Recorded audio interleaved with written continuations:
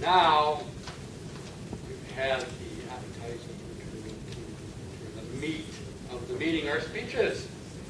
And I'd like to introduce to you Andy Coleman.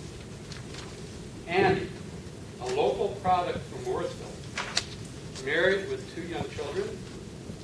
And in his speech, Andy will give you some background about what led him to Toastmasters. From the Competent Communicator Manual, this speech is #1 speech entitled, oddly enough, Let's Break the Ice. Mr. Coleman.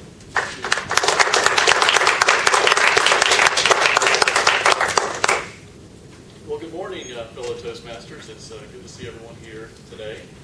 I'd like to share with you some highlights from my life thus far. Hopefully there'll be a few more, but just some brief highlights at this point. As David was saying, I was born in Mooresville, North Carolina, also known as Race City, USA, but I'm not a NASCAR fan, actually. Like a lot of people in North Carolina, I grew up with loving basketball. I was a really big UNC Tar Heel fan. Dean Smith and that whole thing. And actually, fortunately, I was able to go to Chapel Hill for college. I went there and I graduated with a degree in psychology. After graduating, I floundered around a bit because, psychology, it's not as bad as a philosophy degree, I wouldn't say, but it's pretty close. You can't really, you're not ushered into a high-paying career right after with a psychology degree. So I was fortunate. I went to a job fair a couple years after graduating. There was a company called Vanguard that was hiring.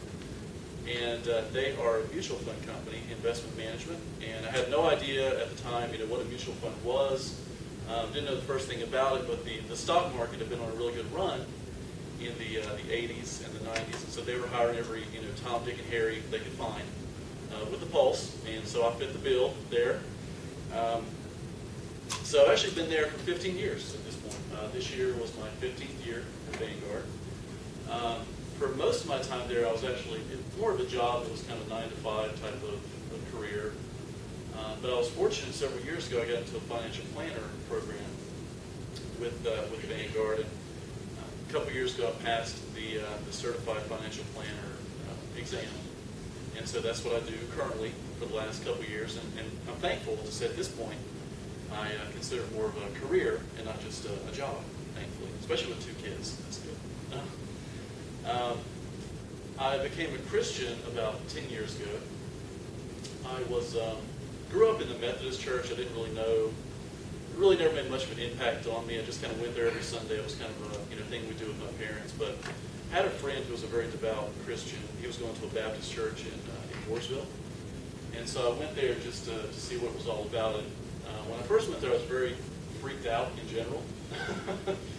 I didn't know the lingo. I didn't know WWJD. I didn't know what Jesus would do. I didn't know. So I was kind of freaked out by the way that people were talking and everything.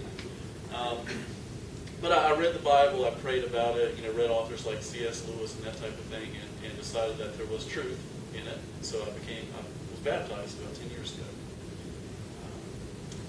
Personally, my wife, Allison, we tend to be a good match because she tends to push things forward. I'm pretty content just to kind of roll along, not make too many waves. But she tends to push forward. That if it was up to me, the house would probably still have wallpaper in disrepair on the walls, and I wouldn't have done anything about it. I'd just leave it up there. I'd start a project and not finish it. We probably wouldn't even have kids if it was up to me. I had to be talked into that one. I'm like, well, let's wait for the perfect time to have kids, and it's never going to come. So I'm thankful to her for her Long Island spirit, we'll call it. That's where she's from. So the kids, I've got Anna, who is 4.5, and Will, who is 2.5. And Anna, she's funny because the first thing she does when she gets up is she's got to pick out a dress. So she's got to know, what dress am I going to wear this morning? It's a big priority, and she'll throw a tantrum if you don't get the proper dress down for her that she wants to wear. Will, he's probably a typical 2-year-old. He's a bundle of emotions all over the place, really. Went to a yogurt shop this past Sunday, and he was having a great time. My parents were there. He was having just a wonderful time. Then he was just playing with his yogurt. He wasn't really doing anything with it. So I took it away from him. I said, okay, it's time to go. And basically what ensued was I ended up carrying him out like a football under my arms. And then I didn't want to look back at the wake with the devastation we left behind us at this hapless yoker, shop.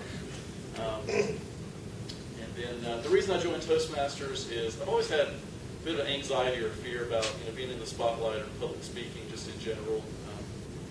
I know in college I would actually seek out classes that were really large so that I could just kind of fit in, blend in, be a face in the crowd, so to speak. And I realized, it wasn't really a wise thing to do at the time. So I'm trying to correct that as I move on. And with work, I present things to clients, and I do video conferences, and there are team meetings where I need to speak up. So I want to be more comfortable doing that. And also, as a Christian, hopefully I can do more there and be more of a leader in the church as well. So those are my main reasons for joining Toastmasters. Mr. Toastmaster.